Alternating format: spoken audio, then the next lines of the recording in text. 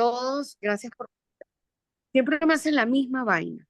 Ok. Buenas noches a todos. Gracias a Shem por permitirnos un miércoles más estar aquí. Como dijo Tzvi, ya tenemos 5 años en Shidujim, ya tenemos más de 25 parejas que se conocieron por medio de esta plataforma y también varios bebés.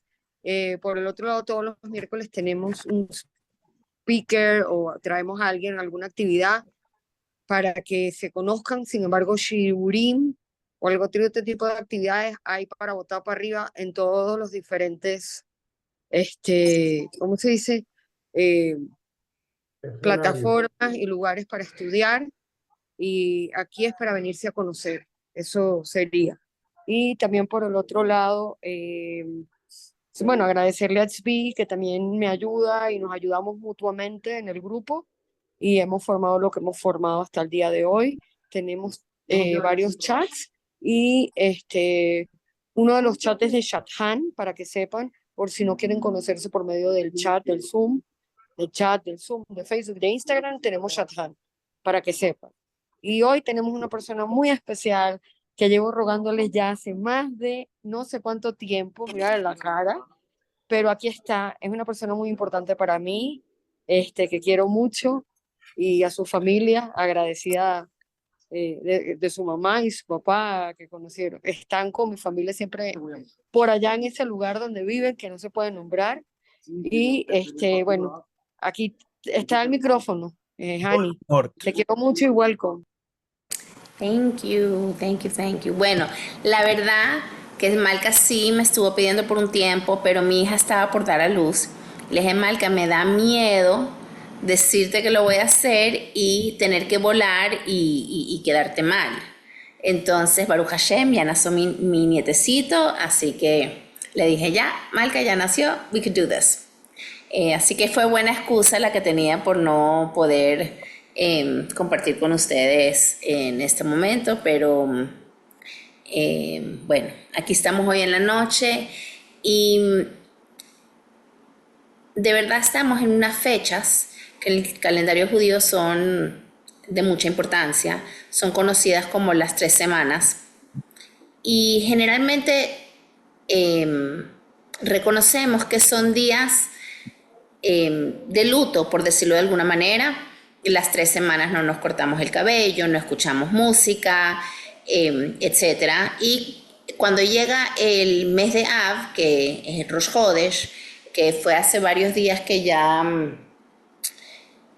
cuando fue Rosh Hodesh, fue el lunes, entonces se intensifica y bueno, según diferentes regiones y diferentes costumbres, se deja de tomar vino, se deja de comer carne y pollo, y se va intensificando el cuidado de no hacer cosas peligrosas, en general como el entendimiento que estamos en estos días en los que realmente hubo varias tragedias que le acontecieron al pueblo judío. Es más, hay una Mishnah que dice que son 5 tragedias que ocurrieron el 17 de Tamuz, que es el día con el que abren las 3 semanas, y 5 tragedias que ocurrieron en Tisha B'Av.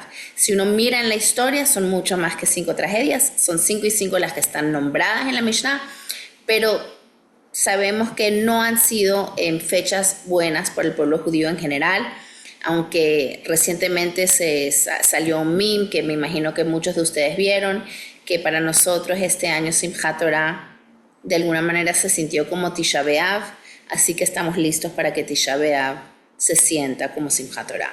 Y definitivamente va a ser así porque sabemos que si bien en Galut, mientras estamos en Galut, estas fechas son fechas de alguna manera tristes y trágicas, sabemos que cuando venga Mashiach en la Geulá van a ser celebraciones y eso lo sabemos, está incluso escrito, que el primer Shiva Asar Betamuz, que fue cuando Moshe estaba en la montaña bajando con las Lujot, bueno, todavía no estaba bajando con las Lujot, el día antes que bajara con las Lujot, el pueblo judío, bueno, realmente fue el Erev Rav que estaba con el pueblo judío, le empezó a pedir a Aarón construir el famoso becerro de oro, y cuando Aarón recolectó el dinero, él dice unas palabras y dice, Hag la Hashem Mahar.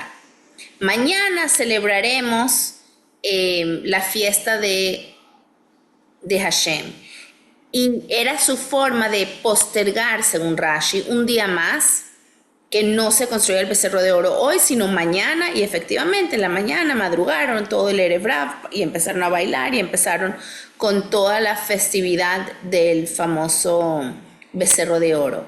Pero nos explica nuestro Jajamim que las palabras de Aaron Cohen son palabras proféticas, son palabras de un tzadik, son palabras que son verdad, y obviamente él nos estaba refiriendo al becerro de oro, y es porque Aarón nos está de alguna manera insinuando y enseñando que si bien hoy en día Shiva Asar Betamuz es un día de luto, es un día de ayuno, Hag la Hashem Mahar, cuando venga Mashiach Mahar, va a ser Hag la Hashem, va a ser día de festividad, y así también lo sabemos en Tisha B'Av. Nuestros Jajamim incluso nos llegan a decir que Tisha B'Av es la fecha del nacimiento de Mashiach.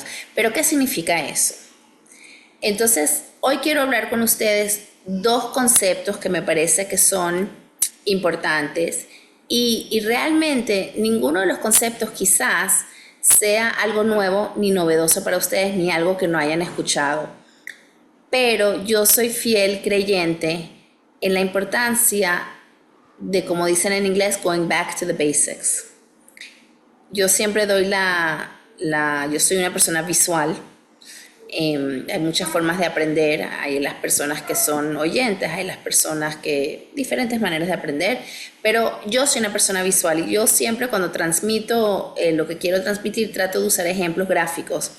Entonces yo siempre pienso que nuestras cabecitas, nuestros cerebros, son como esos archivos viejos que tenían los médicos con 800,000 carpetas. ¿Saben a las que me refiero, verdad? Creo que aquí todos se nos cayó la cédula y todos recordamos los archivos médicos donde están las 800,000 carpetas verdes con los nombres de cada uno de nosotros. ¿Y qué pasa? Que nuestra cabeza también tiene mucha información, y tiene muchas carpetas llenas de información, pero no siempre la accesamos, porque a veces la información está como que muy atrás. Y voy a dar un ejemplo sencillo. Si tú le preguntas a cualquier madre del mundo, y tú le preguntas, ¿tú crees que una forma efectiva de enseñarle a tus hijos y de transmitir los mensajes de cómo deben conducirse es pegándole 3 gritos? Toda madre del mundo, sin excepción, incluso la que saca el chancletazo, te va a decir no. Gritar no es la forma efectiva de educar. Y sin embargo, ve al 100% de las casas de todas las mujeres del mundo y todas pegan gritos.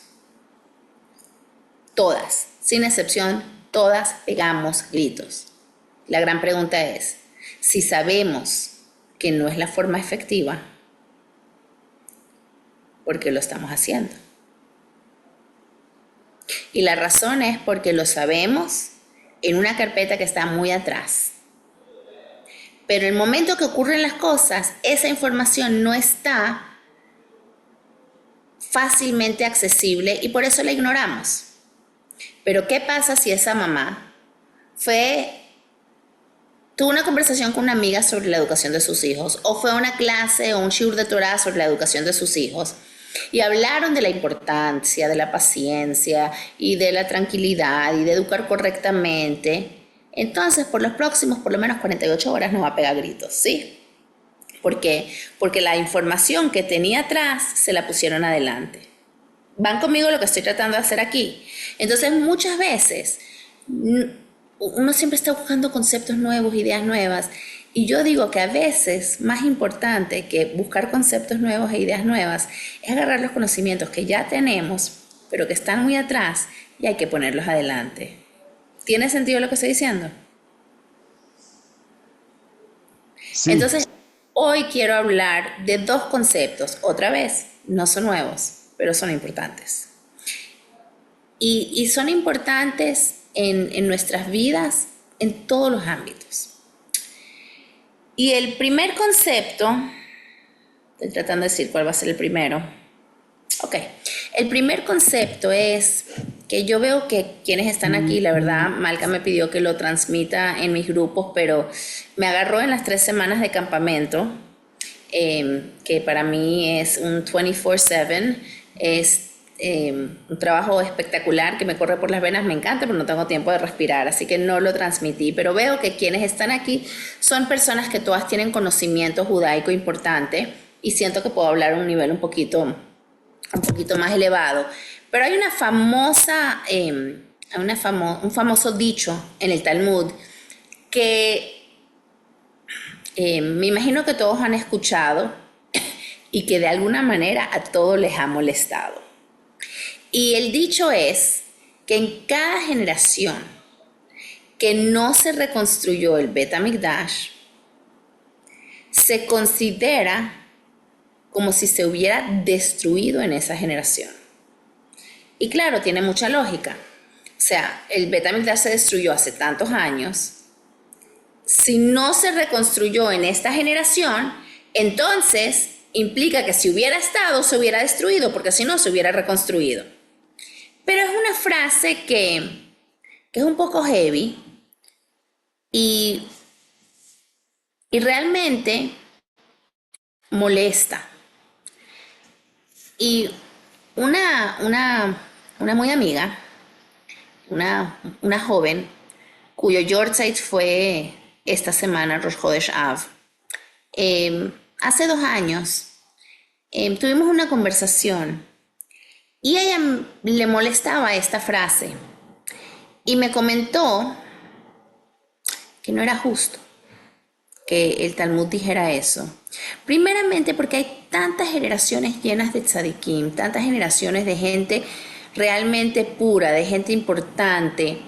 ¿Cómo podemos decir que toda esa gente tienen que considerar que en su época se destruyó el Bet HaMikdash?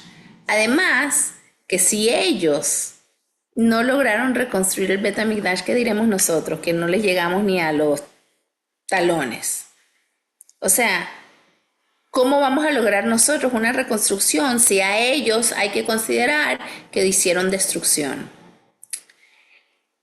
Y yo no le respondí en su momento, le dije que te la debo y nunca le respondí. Entonces hoy voy a tratar de un poquito buscar la respuesta. Y la respuesta es que entendemos mal la frase. Porque somos personas que a veces somos demasiado superficiales y literales. Y hay que profundizar un poquito más. Y entender que nosotros pensar que cada generación es independiente una de la otra y que, si ellos no lo lograron, nosotros menos lo vamos a lograr, o cómo podemos hablar mal de ellos si ellos eran tan wow, eso es fragmentar la historia. Yo me acuerdo que una vez estaba en Nueva York, a mí me encanta leer, soy adicta a la lectura literalmente, y lo que más me gusta comprar cuando me voy a volver son libros. Entonces una vez compré 4 o 5 libros de cuentos que mis hijos también podían disfrutar, pero yo también iba a disfrutar. Cuando llego a la casa agarro un libro y empiezo a leerlo, y era un libro escrito un poco, no sé cuál es la palabra en español, pero como artsy. ¿Cómo se dice cuando algo es un poquito... o sea, no era blanco y negro, estaba escrito un poco, no poético, pero... Término gris. Sí, escrito como un poco... rebuscado. rebuscado. Entonces yo empiezo a leer el cuento. Ok, bueno, estoy leyendo el primer capítulo. Y empiezo a leer el segundo y no le veo la continuidad. Pero bueno, a veces los libros son así, ¿sabes? Como que después se hila todo. Voy para el tercer capítulo, no estoy entendiendo nada. Y yo me considero una persona un poquito inteligente y no le estoy viendo pies y cabeza a todo. Hasta que entendí, después del cuarto capítulo, que no eran 4 capítulos, que eran 4 cuentos separados, que no era un libro, como yo me lo estaba imaginando, sino que eran un montón de cuentos cortos y que obviamente no tenían relación. Y yo le estoy tratando de buscar la relación y no se la encuentro porque no está. A diferencia de tantos otros libros que uno lee, que los capítulos son continuos. La historia de Am Israel no son un montón de short stories separados. No hay generación anterior desligada a la nuestra, ni nosotros estamos desligadas a las generaciones anteriores. Hay un famoso ejemplo que trae el Midrash que dice que la generación que va a traer a Mashiach es una generación de enanitos al lado de las generaciones anteriores que eran gigantes en Torah, gigantes en mitzvot, gigantes en tanto, que nuestra generación son enanitos. Pero ¿qué pasa? Que un enanito encima de los hombros de un gigante llega a alturas que el gigante solo no puede llegar. Y eso somos nosotros. Nosotros somos esa generación que va a alcanzar la llegada de Mashiach, pero no porque nosotros lo logramos y ellos todos no lo lograron, sino porque nosotros estamos construidos encima de ellos. Y entonces ahora podemos entender la frase de qué significa que el Bet HaMikdash no se construye, que si no se construye el Bet HaMikdash en tu generación, considéralo a que se hubiera destruido. Significa entender que cada generación a través de la historia ha sido un cuento acumulativo. Y entonces, ¿qué ocurre? Que como nosotros somos una página más del mismo capítulo armonioso de una obra armoniosa escrita por Dios, entonces cada generación sí consideró que todo lo que ellos están haciendo es para traer la Geulah. Todos esos tzadikim estaban claros de que ese es el norte y por eso nosotros podemos llegar a donde nosotros estamos, pero tenemos que tener cuidado de no desligarnos de esa historia, de no olvidarnos de cuál es nuestra misión y nuestro propósito de estar aquí. Entonces, cada una de las lágrimas, de la sangre, del sudor, de 2000 años de generaciones, incluyendo las risas, la alegría, la fe y el amor, no solo las tristezas, todo está presente, integrado en quién es cada uno de nosotros. Y cada generación ha estado construyendo el Bet HaMikdash. Y nosotros somos parte de esa historia. Entonces, cuando nuestros ancestros se fueron de España el 9 de Av de 1492, en vez de abandonar su fe, toda esa fe que ellos sí tenían entró en ese libro. Cuando nuestras bisabuelas que salieron de Rusia se metían en las mikves congeladas rompiendo el hielo para entrar, que yo escuché que mi bisabuela hacía eso, iba al río donde estaba una capa de hielo y lo rompía para poder entrar a la mikve porque estaba prohibido tener mikves en la Rusia zarista. Todos esos esfuerzos entraron en ese libro. Cuando nuestros abuelos, después de un día muy fuerte de trabajo, en el que se fajó, llegó a la casa y abrió un teilim, fue a la sinagoga a decir un arvit, su esfuerzo va dentro de ese libro. Y así sucesivamente. Y cada una de nuestras acciones, con fe, de saber que yo no soy un ser aislado, sino que somos partes todos de una misma obra. Nosotros somos partes de ese mismo libro, solo que nosotros tenemos la suerte de ser el capítulo final. Yo escuché una historia de un rabino de Chabad de Nueva York, que dijo que una vez él visitó un hospital y había un señor que estaba en sus últimos días. Y estaban obviamente los hijos, los nietos ahí sentados. Y el señor que estaba en la cama le dice al rabino: yo soy sobreviviente del Holocausto. Y yo era muy niño, muy niño cuando el Holocausto. Y yo me acuerdo cuando mi mamá me llevó a un orfanato donde me entregó para salvarme la vida y me abrazó y me acuerdo sus últimas palabras. Y mi mamá me dijo, le está contando este señor al rabino, mi mamá me dijo que ella no sabe si me va a volver a ver o cuándo me va a volver a ver, pero que ella me quería recordar que la vida es como una obra de teatro. A mi mamá le encantaba el teatro, dice el Señor. Entonces, mi mamá me dijo, la vida es como una obra de teatro.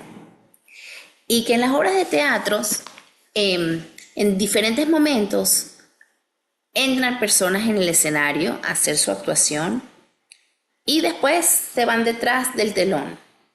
Y otras entran y salen y hay un telón detrás del cual están muchas personas que no están actuando en ese momento, pero son parte de la obra de teatro. Y ella me dijo, Yankele, tú tienes que darle a tu papel protagónico con todo. Y tu papel implica que eres un yehudí, eres un judío. Y tienes que recordar eso siempre. En cada momento de actuación, tu identidad tiene que percibirse. Y tú van a haber momentos que te vas a sentir muy solo y abandonado. Pero quiero que sepas que tu papá y yo estamos detrás del telón, que tus abuelos estamos detrás del telón y estamos apoyándote. Aunque no nos veas, estamos. Y él dice, estas palabras a mí me sostuvieron toda la vida. Porque cuando yo me sentía solo, yo sabía que estaban conmigo. Su familia quedó muy conmovida a escuchar esa historia que él nunca le había contado.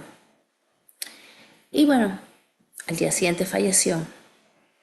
Y en el entierro, uno de los nietos se paró y contó esta historia. Dijo que la historia los había afectado mucho y que él quería siempre saber que su abuelo iba a estar detrás del telón para él y que iba a tratar de cumplir con las palabras de su abuela, de saber de que el papel protagónico que cada uno de ellos tenía que hacer era un papel importante. El rabino después tomó la palabra y él agregó y dijo que esas palabras son muy valiosas y son muy especiales, pero que todos sabemos lo que ocurre al final de una obra de teatro. ¿Qué ocurre al final de una obra de teatro? Todo el elenco sale para adelante. Ya no hay nadie detrás del telón. Todo el elenco sale para adelante y da su magistral reverencia. Y el rabino terminó diciendo, eso es Mashiach. Cuando todas esas personas que estaban detrás del telón van a salir para el frente y los vamos a ver. Entonces, estas 3 semanas, que son 3 semanas de luto, tiene 2 enfoques de cómo puede verse. Puede verse como época trágica, de tristeza, de que han ocurrido cosas terribles para el pueblo judío, o podemos entenderlas como las 3 semanas del inicio de la reconstrucción. Y la diferencia entre los primeros 2 Bet HaMikdash es que sabíamos que se iban a destruir, a diferencia del tercero que sabemos que es eterno. Entonces es muy importante reconocer las rupturas que ocurren en el Shiva Sar Betamuz. Se rompen las Lujot Abrit, se rompen las murallas de Yerushalayim. Hay rupturas, pero ¿cómo se dice en hebreo ruptura? ¿Cuándo se dice cuando algo está roto? En hebreo, ¿alguien se acuerda? Se dice shavur. Muy bien, se dice shavur. Pero shavur puede dividirse en 2 palabras. Shav, or, que regresa la luz. Porque es justamente a través de las rupturas que la luz puede penetrar. Todos conocen el famoso, ¿cómo se dice? La herramienta china de que cuando hay algo roto lo llenan de oro y se vuelve más precioso de lo que era antes. Es importante saber, el Kotzker Rebbe dijo, no hay nada más completo que un corazón roto. ¿Pero por qué? Porque cuando somos capaces de reconocer nuestras vulnerabilidades, cuando somos capaces de reconocer que no somos perfectos, Solo en ese momento somos capaces de empezar a crecer. Solo en ese momento somos capaces de empezar a arreglar. Solo en ese momento somos capaces de conectar. Y hay que saber que eso solo se hace cuando es con alegría. Hay el famoso cuento que seguro todos lo han escuchado, pero otra vez estoy agarrando carpetas de atrás para adelante, cuando se destruyó el templo y habían 5 rabaní muy importantes caminando entre la destrucción, y de repente ven del lugar donde era el Kodesh HaKodashim, el lugar más santo del mundo, de repente sale un zorro caminando, y los rabinos empezaron a llorar. O sea, qué tragedia ver la destrucción del Bet HaMikdash, ver el lugar más santo destruido con zorros saliendo de ahí. Y uno de ellos, Rabbi Akiva, empieza a reírse y lo miran como que se volvió loco, ¿no? Aunque obviamente diferentes seres humanos tienen diferentes reacciones y a veces nos reímos de los nervios, pero la risa de él no era de nervios, era de alegría. Y lo miraron y le dijeron, ¿qué te pasa? ¿Por qué te ríes? Y él los miró y les dijo, yo había estudiado las profecías que declaraban que el Bet HaMikdash se iba a destruir y que zorros iban a caminar ahí. Pero esos mismos profetas también dicen que el Bet HaMikdash se va a reconstruir. Si se cumplieron las primeras palabras, ahora que los estoy viendo, me alegra de saber que seguramente pronto vienen las segundas palabras también. Todo es enfoque. ¿En qué te enfocas? ¿En la destrucción o en la reconstrucción? Hay una halajá que dice que Dios cumple sus mitzvot. Las mitzvot que nos exige a nosotros, Él también las cumple. Y hay una mitzvah que dice que una sinagoga no se puede destruir ni vender. Entonces, si Hashem nos dice a nosotros que no podemos destruir una sinagoga, ¿cómo Él permite la destrucción del Bet HaMikdash? Y la respuesta es que hay una excepción a cuando se puede destruir una sinagoga. Y la respuesta es cuando la estás destruyendo para embellecerla, para mejorarla. ¿Cómo se llama? Una palabra, para remodelarla, para hacerla más bonita, más grande, más mejor, más moderna. Yo sé que más mejor no existe, pero ustedes me entienden. Y eso es lo que nos explican los Jajamim, que hizo Hashem. No destruyó el Bet HaMikdash, permitió el espacio para poder reconstruirlo. Ahora todos sabemos, si alguien ha reconstruido o remodelado, siempre toma más tiempo de lo que te dicen. Siempre. Entre el ya que hicimos esto, vamos a hacer esto también, y entre que los ingenieros siempre te dan una fecha y al final no es esa fecha, pero estamos todos claros y seguros de que ya la remodelación de Hashem ha durado suficiente tiempo. Y nosotros estamos listos para concientizar que nosotros somos parte de la historia. Nosotros tenemos el foco claro de que estamos listos para una reconstrucción, para una conexión con Hashem. Estamos viviendo tiempos históricos. El primer Tisha B'Av ocurrió cuando el pueblo judío lloró de que no iban a poder entrar a conquistar Eretz Israel. Y yo me acuerdo que de niña yo decía, no entiendo. Esta gente vio 9 meses de plagas en Egipto. Vieron el mar partirse en Dios. En Dios no, en 2. Vieron el mar partirse, ni siquiera en 2, en 13, pero ok, vamos a hacer. El mar partirse. Vieron la maná caer del cielo. Vieron la entrega de la Torá. O sea, milagro tras milagro, tras milagro, tras milagro. ¿Cómo puede ser que cuando están en la puerta de Eretz Israel empiezan a llorar y pensar, los milagros se acabaron, ahora no vamos a poder conquistar Israel? ¿Qué les pasa? Y hoy en día lo entiendo. Porque, señores, nosotros también estamos viendo milagro tras milagro tras milagro. ¿Cuántos misiles no tenían que haber caído en Israel? ¿Cuántas personas no tenían que haber muerto? Sin minimizar la tragedia de lo que sí ha ocurrido. No lo estoy minimizando. Pero la tragedia, lo que tenía que estar ocurriendo, no es normal la cantidad de milagros que estamos viendo a diario. Especialmente en Israel, pero en todo el mundo. Y milagros de tecnología, y milagros de salud, otra vez, de que hay gente enferma en el mundo, claro que la hay. Pero hace 100 años atrás, la gente se moría a los 40 años. Hoy a los 80 pensamos que la persona todavía es joven. Definitivamente estamos viviendo momentos de milagros, pero ¿qué pasa cuando uno vive milagros? No se da cuenta que son milagros. No se da cuenta. Y los minimizamos. Y nos permitimos, como aquellos judíos en Tisha B'Av, los primeros judíos, llorar y desesperarnos y perder fe. Y desesperarnos con lo que está pasando en tantas partes del mundo. En Israel, en Venezuela, y lo voy a nombrar, aunque Malca me dice que no lo nombre, y tienes razón. Y en tantas partes del mundo. Porque también hay muchas cosas terribles pasando en el mundo. Pero hay muchas cosas maravillosas pasando en el mundo. ¿En cuál nos enfocamos? Si queremos volver a reconstruir, dejemos de llorar.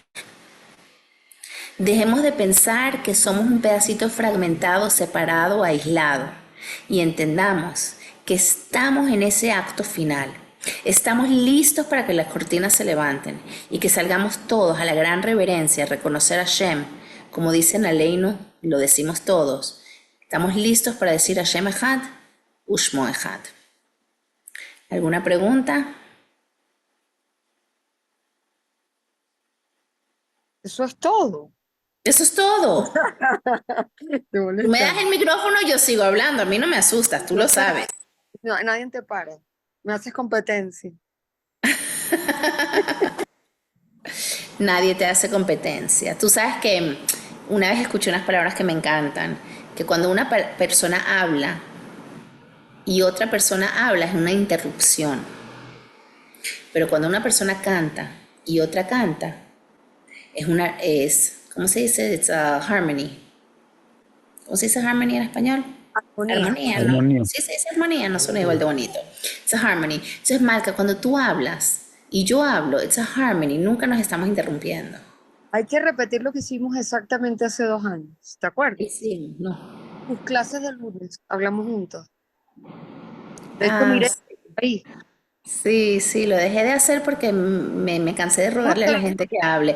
Tú que le pides gente que hable todos los miércoles, tú sabes lo que es. Sí. Lo que pasa es que mi proyecto, ese proyecto que yo tuve, fue un proyecto en el que yo no quería que fueran oradoras. O sea, tú me estás llamando a mí, sí, yo soy una oradora, yo doy clases todo el tiempo. Yo quería que fuera la gente normal y común que comparta. Y logré algunas, Y si pero hacemos como oradoras, después mira de que 2 años y medio no logré más y me cansé de Ani, ¿por qué rogar. no estamos con las oradoras? Hay bastantes. Porque creo que oradoras hay bastante Shurim, hay bastante Zoom, hay bastantes Sí, cosas. Yo quería hacer algo diferente. Yo quería que todo el mundo se diera cuenta que cada uno tiene algo que ofrecer y que todos podemos aprender de todos. Pero bueno, no todo el mundo quiere. pues sí. ¿Alguien tiene alguna pregunta para Hani? Alberto, tú siempre tienes preguntas. Dale, Alberto. Juan, no tanto.